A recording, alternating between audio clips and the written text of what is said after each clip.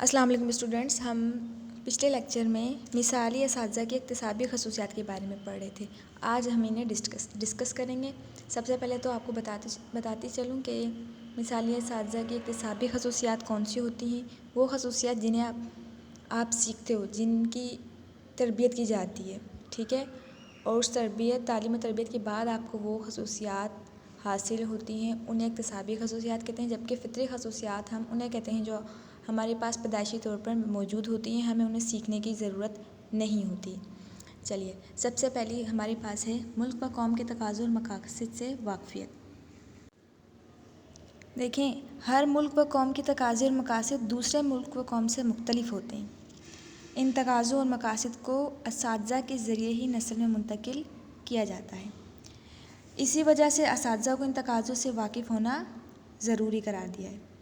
اگر اساتذہ ہی ان تقاضوں اور مقاصد سے آگاہ نہیں ہوں گے تو پھر طلباء کے ذہنوں پر منفی اثرات مرتب ہوں گے.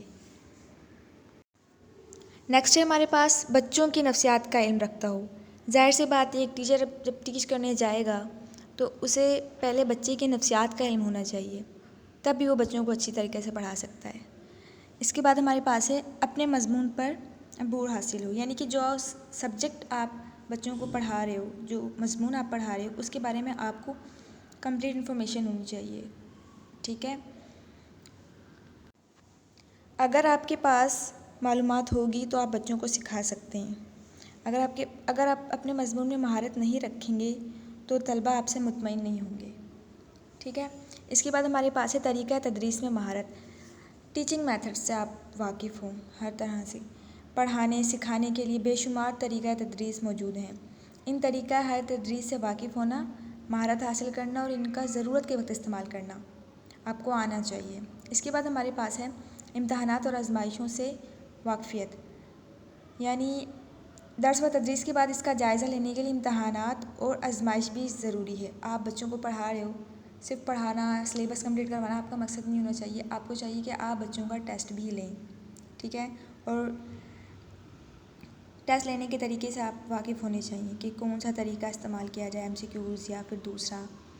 ٹھیک ہے، اس کے بعد ہمارے پاس ہے سمعی و بصری امدادی اشیاء کا استعمال آپ کو آنا چاہیے. اگر آپ ایک ٹیچر ہیں تو آپ کو سمعی و بصری اشیاء کا استعمال آنا چاہیے. سمعی مینس جن چیزوں سے ہم سن کر سیکھتے ہیں سماعت کے ذریعے. مثال کے طور پر ہمارے پاس ریڈیو وغیرہ آ گیا، ملٹی میڈیا، اگر ویڈیو چلا رہے ہیں تو اس کے اندر آواز ہونی چاہیے، تو وہ سمعی بھی ہوگا اور بصری بھی ہوگا، کیونکہ بصری بصارت ہوتا ہے دیکھنے، جس سے ہم دیکھ کر سیکھ رہے ہوں. تصاویر اگر دیکھیں تو وہ بصری اشیاء ہے. بلیک بورڈ ہے تو وہ بصری ہے. ٹھیک ہے، اب ہے ہمارے پاس اس کے بعد طلباء کی انفرادیت کی رہنمائی، یعنی اساتذہ کا کام تدریس کے علاوہ طلباء کی ذاتی رہنمائی بھی ہے. عمر بڑھنے کے ساتھ ساتھ طلباء کے مسائل اور الجھنوں میں اضافہ ہونے لگتا ہے. ایسے میں طلباء اپنے اساتذہ کو قریب پاتے ہیں. اساتذہ میں خوبی ہونی چاہیے کہ وہ بچوں کے مسائل اور الجھنوں سے واقف ہو. ٹھیک ہے، نیکسٹ ہے ہمارے پاس طلباء کے تقاضوں سے واقفیت. طلباء کے درمیان انفرادی اختلافات موجود ہوتے ہیں.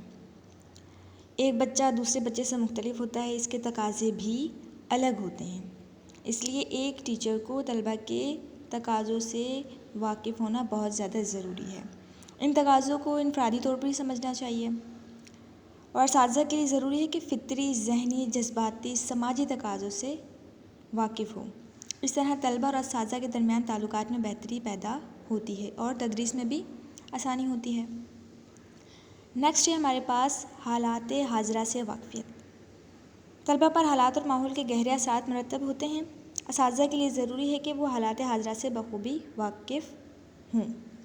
اساتذہ کا کام تدریس ہے، لیکن حالات اور ماحول کی خرابی کی وجہ سے رکاوٹ پیدا ہو سکتی ہے. بچے موجودہ حالات اور صورتحال کے بارے میں بھی سوال کر سکتے ہیں. اسی لیے ایک ٹیچر کو آس پاس کیا ہو رہا ہے، کنٹری میں کیا سچویشن چل رہی ہے، سیاسی ہو یا پھر دوسری صورتحال ہو، ہر طرح کی صورتحال سے اسے واقف ہونا چاہیے، کیونکہ بچے ہیں، بچے کسی بھی قسم کا کویشچن کر سکتے ہیں. اس کے بعد آپ کے پاس آ جاتا ہے ہم نصابی سرگرمیوں میں دلچسپی. ہم نصابی سرگرمیوں کو پہلے غیر نصابی سرگرمیاں کہا جاتا تھا، یہ سرگرمیاں نصاب کا حصہ تو نہیں ہوتی مگر نصاب کے ساتھ ساتھ چلتی ہیں۔ ہر تعلیمی ادارے کے لیے لازمی ہے کہ وہ ہم نصابی سرگرمیوں کا انتظام کرے اور بچوں کے اندر دلچسپی پیدا کرے کہ وہ ہم نصابی سرگرمیوں میں دلچسپیاں لیں۔ ان میں کھیل، تقریر، مباحثے اور یہ بہت سے پروگرام شامل ہوتے ہیں۔ جب بچے ان میں پارٹیسپیٹ کرتے ہیں تو ان کے اندر خود اعتمادی پیدا ہوتی ہے۔ وہ اپنے مسائل کو ٹیچر سے ڈسکس کر سکتے ہیں، کیونکہ جب تعلیم سے ہٹ کر ماحول ہوتا ہے کھیل کے دوران تو بہت دوستانہ تعلق قائم ہو جاتا ہے ایک ٹیچر اور ایک بچے کے درمیان۔ تو اس سے ہمیں کافی فائدہ ہوتا ہے بچوں کو سمجھنے میں، اور بچے کا رجحان کس طرف ہے ہمیں اس میں بھی ہیلپ ملتی ہے کہ بچہ آخر کس چیز میں دلچسپی رکھتا ہے، تو اس حساب سے ہم اسے تعلیم دیتے ہیں۔ نیکسٹ ہمارے پاس ہے مذہبی و سیاسی رواداری کا حامل ہو۔ مثالی اساتذہ کے لیے ضروری کہ وہ دوران تدریس طلباء کے سامنے کسی بھی قسم کے مذہبی و سیاسی تعصبات کا مظاہرہ نہ کرے۔ اس معاملے میں وہ اعتدال میں رہے۔ بچوں کے سوالات کے جوابات اس طرح دے کہ مذہبی فرقے یا سیاسی جماعت کی تضلیل نہ ہو۔ اکثر تعلیمی اداروں میں غیر مسلم طلباء بھی موجود ہوتے ہیں۔ اساتذہ کے لیے ضروری ہے کہ وہ صرف تدریس کے دائرے میں محدود رہیں، مذہبی اور سیاسی رواداری کا مظاہرہ کریں، نفرتوں کی بجائے محبت اور بھائی چارے کو فروغ دیں۔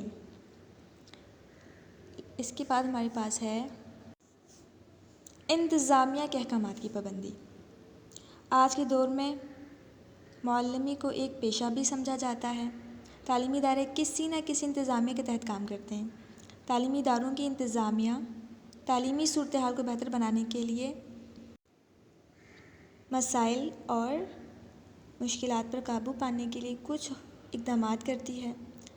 نظم و ضبط کے سلسلے میں بھی احکامات دیے جاتے ہیں۔ ان احکامات کی پابندی کرنا اساتذہ کی ذمہ داری ہے۔